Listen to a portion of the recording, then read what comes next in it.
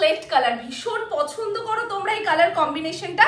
This is the another option of the mirror Ajrak and model সিল্কের উপরে যাচ্ছে।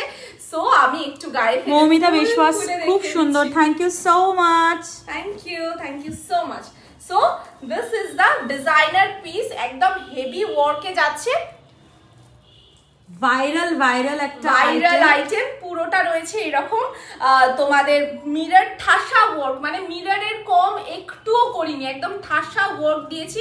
And সাথে এই যাচ্ছে কারদানার হ্যান্ড ওয়ার্ক করা, কিন্তু টোটালি দিস ইজ প্রাইস থাকছে 2549 অনলি। 2549 is the price.